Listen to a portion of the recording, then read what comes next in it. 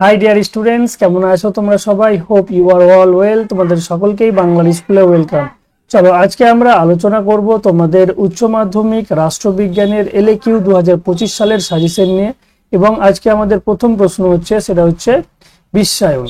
বিশ্বায়নের সংজ্ঞা দাও। বিশ্বায়নের বিভিন্ন রূপ বা প্রকৃতি আলোচনা করো। এখানে আমরা উত্তরগুলো এমনভাবে লিখেছি যেন তোমরা 8-এ 8 পাও, সেরকম ভাবে লেখা রয়েছে।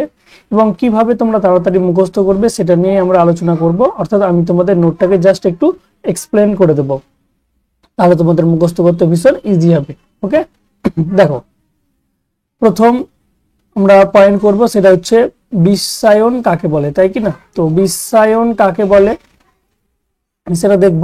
দেখো, বিশ্বায়নের যদি আমরা ইংরেজি শব্দ দেখি, তো বিশ্বায়ন একটা বাংলা শব্দ, সেটা ইংরেজি শব্দ গ্লোবালাইজেশন থেকে এসেছে। দেখো, আধুনিক রাষ্ট্রবিজ্ঞানের বহু আলোচিত শব্দ হলো বিশ্বায়ন। অর্থাৎ বর্তমানে যদি আমরা রাষ্ট্রবিজ্ঞানের একটা গুরুত্বপূর্ণ আলোচনার বিষয় দেখি, সেটা হলো বিশ্বায়ন। এর অর্থ কি? এর অর্থ হলো পৃথিবীর সকল রাষ্ট্রের মধ্যে বিদ্যমান সামাজিক, অর্থনৈতিক, রাজনৈতিক, সাংস্কৃতিক, শিক্ষাগত প্রভৃতি ক্ষেত্রে সকল বাধার প্রাচীর ভেঙে ফেলে একই বিশ্বের আদর্শকে তুলে ধরা। অর্থাৎ সিম্পলি যদি বলি, আমরা জানি আমাদের এই পৃথিবীতে অনেকগুলি দেশ রয়েছে, তাই কি না? সেই প্রতিটি দেশের বিভিন্ন কি হবে, কালচার আলাদা আলাদা। তো প্রত্যেকটা দেশের সঙ্গে একটা সম্পর্ক হবে, এবং সেই সম্পর্কের ক্ষেত্রে কি সামাজিক, অর্থনৈতিক, রাজনৈতিক এবং সাংস্কৃতিক, এছাড়া শিক্ষাগত বিষয় নিয়ে আলোচনা করা হবে। এবং যে যে দেশের ক্ষেত্রে উন্নত হয়ে গেছে যেসব জিনিসে, সেগুলো তারা যারা অপেক্ষাকৃত অনুন্নত দেশ তাদের সঙ্গে শেয়ার করবে। এটাই হচ্ছে গ্লোবালাইজেশন। যেমন আমি সিম্পলি যদি বলি, যে মনে করো ইউএসএ অর্থাৎ আমেরিকা বা ইউরোপ, হ্যাঁ, এইসব দেশগুলো কি আমরা জানি উন্নত, এবং বেশিরভাগই দেখবে যারা অনুন্নত দেশ বা উন্নতিশীল দেশ, যেমন উন্নয়নশীল দেশের মধ্যে আমাদের ইন্ডিয়া পড়ছে, বাংলাদেশ পড়ছে। তো এই সব দেশগুলো দেখবে যে আমরা সবসময় আমেরিকা, ইউরোপকে ফলো করি, এবং তাদের যে শিক্ষা ব্যবস্থা আছে, তাদের ক্ষেত্রে যে অর্থনৈতিক বা সামাজিক ব্যবস্থা আছে, সেটাকে ফলো করার চেষ্টা করি। অর্থাৎ বিভিন্ন দেশের মধ্যে যে সম্পর্ক গড়ে উঠছে, সেটা হচ্ছে গ্লোবালাইজেশন। তো দেখো, এটা বাস্তবে আলোচনা করার সময় মনে হতে পারে যে ভীষণই একটা ভালো দিক বা গুরুত্বপূর্ণ দিক, কিন্তু তুমি যদি একটা জিনিস দেখো, যে এই যে আমেরিকা বা ইউরোপ, এই সব দেশগুলি যখন আমাদেরকে সাহায্য করে, তারা কি এমনি এমনি আমাদেরকে সাহায্য করে? কখনোই না। তারা দেখবে আমাদের দেশে বেশিরভাগই তুমি জামা কাপড় থেকে শুরু করে খাওয়া দাওয়ার জিনিসপত্র সমস্ত কিছু দেখবে যে বাইরের কোম্পানি দ্বারা নিয়ন্ত্রিত। অর্থাৎ তারা কি করছে, আমেরিকা বা ইউরোপ কি করছে, তাদের দেশের যে কালচার, সেই কালচারটা আমাদের ইন্ডিয়া বা বাংলাদেশে প্রোভাইড করছে। আমাদের কালচারকে তারা গ্রহণ করছে না, তাই না?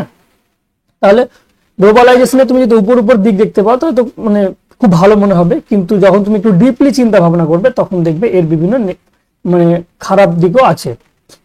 তো মেইনলি কি হয়, দেখো, এই ব্যবস্থায় ধনী রাষ্ট্রগুলি কি হয়, উপকৃত হয়, এবং উন্নয়নশীল রাষ্ট্রগুলি ক্ষতিগ্রস্ত হয়। কিভাবে হয় সেটাই আমি আলোচনা করলাম। নেক্সট দেখো, নেক্সট আমাদের আলোচনার টপিক হচ্ছে বিশ্বায়নের সংস্থা। এখানে দেখো, বিশ্বায়নের যদি আমরা সংস্থা দেখি, তো 3টি প্রধান আন্তর্জাতিক সংস্থা বিশ্বায়নকে সাহায্য করে। কোন কোন 3টি? এক হচ্ছে আন্তর্জাতিক অর্থ ভান্ডার, অর্থাৎ আইএমএফ ইংরেজিতে আমরা বলে থাকি, ইন্টারন্যাশনাল মনিটারি ফান্ড। এবং 2 হচ্ছে বিশ্ব ব্যাংক অর্থাৎ ওয়ার্ল্ড ব্যাংক।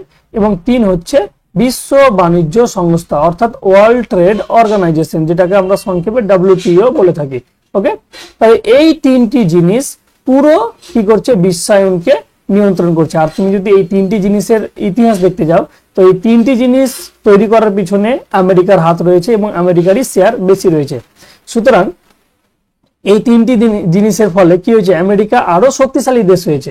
ওকে, নেক্সট দেখো, আমাদের ইম্পর্টেন্ট একটা পয়েন্ট হচ্ছে স্তম্ভ অর্থাৎ বিশ্বায়নের স্তম্ভ। দেখো, বিশ্বায়ন যে 4টি স্তম্ভের উপর দাঁড়িয়ে থাকে, সেগুলি 1 নম্বর হচ্ছে বেসরকারীকরণ।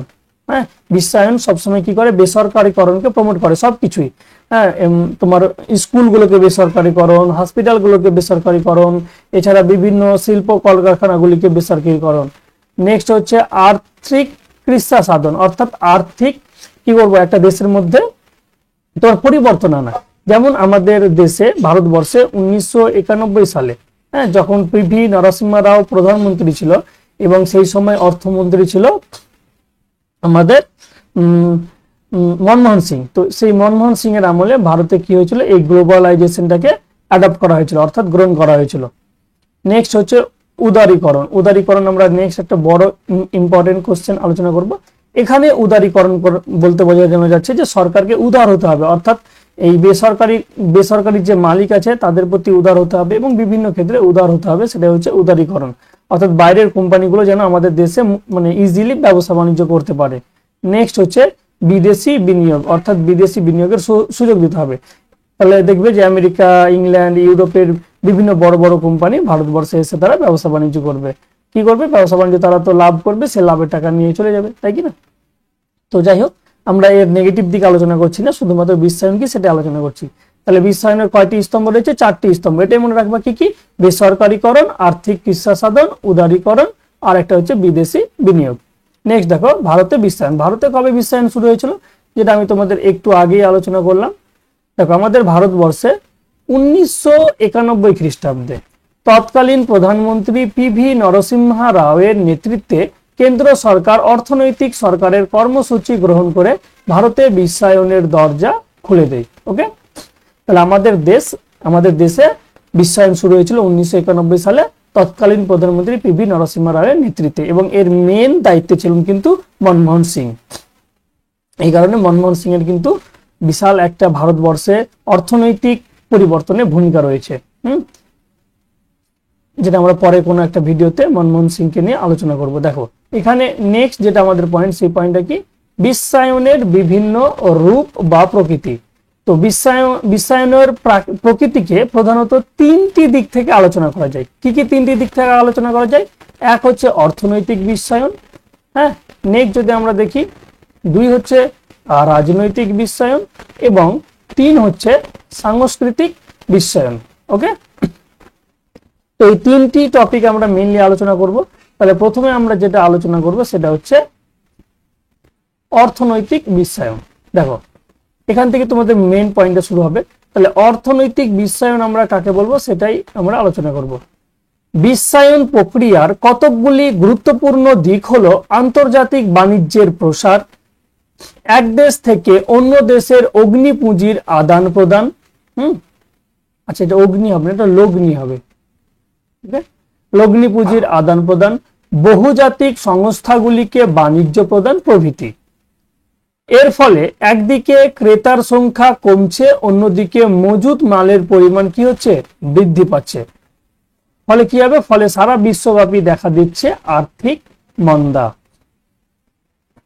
নেক্সট দেখো, অবাধে কলকারখানার বন্ধ হওয়ায় শ্রমিক কর্মচারী উদ্ধত্ত হচ্ছে এবং কলকারখানাগুলো কি হচ্ছে? অবাধে বন্ধ হয়ে যাচ্ছে, এবং শ্রমিক যারা কর্মচারী আছে তারা কিন্তু বেশি ফল ভোগ করছে খারাপ দিক থেকে, তাই কি না?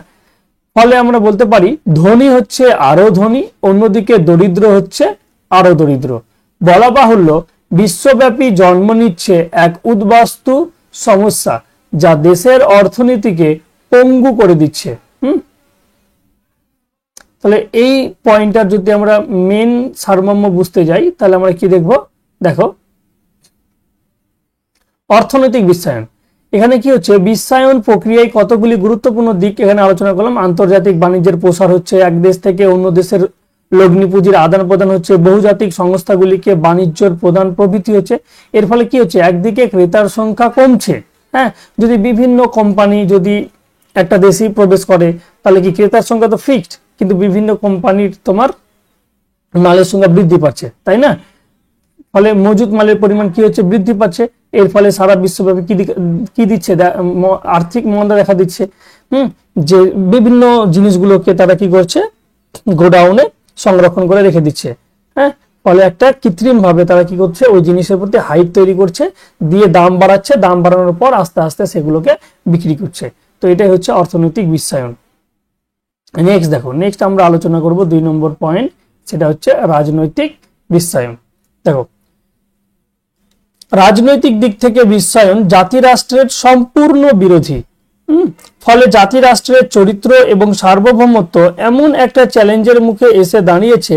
এর কারণ হলো যুক্তরাষ্ট্রীয় বা মূল সরকারকে বাদ দিয়ে আঞ্চলিক সরকারের সঙ্গে অন্যান্য সরকার ও বাণিজ্যিক সংস্থার নানা চুক্তি। অর্থাৎ আমাদের দেশ যদি দেখি, আমাদের দেশের প্রধান হচ্ছে ভারত সরকার, তাহলে ভারত সরকারের সঙ্গে আমেরিকা বা ইংল্যান্ডের, আমি এগুলোর নাম বলছি বারবার কারণ এরাই হচ্ছে উন্নয়নশীল দেশ, তো বিভিন্ন কোম্পানির সম্পর্ক হওয়া উচিত। কিন্তু কি হচ্ছে, ভারতের মধ্যে তো বিভিন্ন রাজ্য রয়েছে, যেমন পশ্চিমবঙ্গ, গুজরাট, মহারাষ্ট্র, তাই না? তো এই রাজ্যের যে মুখ্যমন্ত্রী রয়েছে তাদের সঙ্গে ডিরেক্টলি কোনো বাইরের দেশের সরকার চুক্তি করতে যাচ্ছে, তখন কি হচ্ছে, আমাদের ভারতবর্ষ কি হচ্ছে, আলাদা হয়ে যাচ্ছে। তাহলে ভারতবর্ষের গুরুত্বটা কমে যাচ্ছে। এই কারণে এই রাজনৈতিক বিশ্বায়নটা কি হচ্ছে, দেশের পক্ষে ক্ষতিকর, তাই না? দেখো, এর ফলে জাতীয় রাষ্ট্রগুলি বহুজাতিক সংস্থার চাপে জাতীয় আইনকে শিথিল করতে বাধ্য হচ্ছে। এর ফলে আমাদের দেশের আইনকে শিথিল করতে বাধ্য হচ্ছে। তার কারণ কি, বিভিন্ন যে উন্নয়নশীল দেশ আছে তারা আমাদের দেশের উপর চাপ তৈরি করছে। একই সঙ্গে বিভিন্ন শর্ত অনিচ্ছাকৃতভাবে মানতে বাধ্য হচ্ছে। ফলে যারা উন্নয়নশীল দেশ, তারা বিভিন্ন শর্ত, যে বড় বড় দেশ আছে তাদের শর্তগুলো মানতে বাধ্য করা হচ্ছে। নেক্সট হচ্ছে সাংস্কৃতিক বিশ্বায়ন। দেখো, সাংস্কৃতিক বিশ্বায়নের ক্ষেত্রে কি আলোচনা হয়েছে? বিজ্ঞান ও প্রযুক্তির উন্নতি সাংস্কৃতিক বিশ্বায়নকে ত্বরান্বিত করেছে। যেমন টিভি, কম্পিউটার, সেলফোন, ইন্টারনেট, বিভিন্ন ধরনের ক্যামেরা মুখ্য ভূমিকা নিয়েছে। সাংস্কৃতিক বিশ্বায়নের লক্ষ্য হলো জাতীয় সাংস্কৃতিক অবসান ঘটিয়ে একটি বিশ্ব সংস্কৃতি গড়ে তোলা। অর্থাৎ এখানে কোনো একটা দেশের সংস্কৃতিকে গুরুত্ব নয়, সমগ্র দেশের একসঙ্গে একটা সংস্কৃতিতে গুরুত্ব দিচ্ছে। শুনতে ভালো লাগছে, কিন্তু কি বাস্তবে কি তাই হচ্ছে? বাস্তবে তাই হচ্ছে না। বাস্তবে কি হচ্ছে, বাস্তবে আমরা যেমন আমাদের উদাহরণ দিয়ে বলছি, আমরা ইন্ডিয়ারা কি করছি, তোমার যে বিভিন্ন যে বড় বড় দেশ আছে, আমেরিকা, ইউরোপ, এদের সংস্কৃতিকেই গ্রহণ করছে। এরা কিন্তু আমাদের সংস্কৃতিকে গ্রহণ করছে না। কারেন্ট চলে গেল বলে লাইটটা কমে গেল। আশা করি তোমরা এটা বুঝতে পেরেছো। এর পিছনে রয়েছে বহুজাতিক সংস্থা। এই সকল সংস্থা খাদ্য, পানীয়, পোশাক, রিয়ালিটি শো, বিভিন্ন ধরনের সুন্দরী প্রতিযোগিতা ইত্যাদির মাধ্যমে ক্রমশ রাষ্ট্রীয় সীমানার বিলুপ্তি সাধন করে একটা মিশ্র সংস্কৃতি সৃষ্টি হয়েছে। লাস্টে আমরা আলোচনা করব, সেটা হচ্ছে উপসংহার। দেখো, উপসংহারে কি বলা রয়েছে? পরিশেষে বলা যায়, মার্কিন প্রভাবিত বিশ্বে, মার্কিন যুক্তরাষ্ট্রের কথা বলা হচ্ছে, বিশ্বায়ন তৃতীয় বিশ্ব ও অধিকাংশ মানুষের পক্ষে মোটেও স্বাস্থ্যকর নয়। তৃতীয় বিশ্ব মানে কারা? তৃতীয় বিশ্ব মানে যারা দ্বিতীয় বিশ্বযুদ্ধের পরে যেসব দেশ স্বাধীনতা হয়েছিল, যেমন আমাদের দেশ ভারতবর্ষ, দেন বাংলাদেশ, পাকিস্তান, শ্রীলঙ্কা, ইন্দোনেশিয়া, এইসব দেশগুলোর পক্ষে কিন্তু বিশ্বায়ন ভালো নয়। বিশ্বায়ন কাদের পক্ষে ভালো? বিশ্বায়ন উন্নতশীল দেশের পক্ষেই ভালো, যেমন আমেরিকা, ইংল্যান্ড, ফ্রান্স, এদের ক্ষেত্রে। ওকে, নেক্সট দেখো, কারণ বিশ্বায়ন গতিশীল প্রয়োগের প্রতীক, বরং বিশ্বায়নকে যাতে সাধারণ মানুষের কাজে লাগানো যায় তার জন্য বিভিন্ন ব্যবস্থা প্রক্রিয়া গ্রহণ করা উচিত। অর্থাৎ আমেরিকাকে আরো বেশি উদারীকরণ হতে হবে। তারা মুখে যতটাই বলুক না কেন উদারীকরণ, তাদেরকে আরো মনোভাব চেঞ্জ করতে হবে। বাস্তবে যেন আমাদের উন্নয়নশীল দেশের লাভ হয় সেই দিকে খেয়াল রাখতে হবে। ওকে, তো এই হচ্ছে আমাদের বিশ্বায়ন কাকে বলে এবং বিশ্বায়নের প্রকৃতি সম্পর্কে আলোচনা। এটা একটা খুব ইম্পর্টেন্ট নোট। এই নোটের পিডিএফ পাওয়ার জন্য তোমরা কি করবে, ডেসক্রিপশন বক্সে যাবে, টেলিগ্রাম চ্যানেলে রয়েছে একটা বাংলার স্কুল, সেই টেলিগ্রাম চ্যানেল জয়েন করবে, সেখানে পিডিএফ দেওয়া রয়েছে। আর কি করবে, তোমাদের দেখবে যে একটা প্লেলিস্ট তৈরি করা হয়েছে, প্রত্যেকটা চ্যাপ্টারে তোমাদের কনসেপ্ট নিয়ে আলোচনা করা হয়েছে। প্রত্যেকটা চ্যাপ্টার তোমরা ধরে ধরে কনসেপ্ট গুলো ক্লিয়ার করো, তাহলে সেখান থেকে তোমরা এমসিকিউ এবং এসএকিউ প্রশ্নগুলো করতে পারবে, যেগুলো আমরা পরে আলোচনা করব। ওকে, এবং এইভাবে বাংলার স্কুলকে তোমরা সাপোর্ট করার জন্য তোমাদের ভীষণ ভাবে ধন্যবাদ জানাই, এবং তোমরা ক্লাসগুলো অবশ্যই তোমাদের বন্ধু বান্ধবীদের সঙ্গে শেয়ার করো। চলো, থ্যাংক ইউ, জয় হিন্দ। দেখা হবে নেক্সট ক্লাসে। ওকে।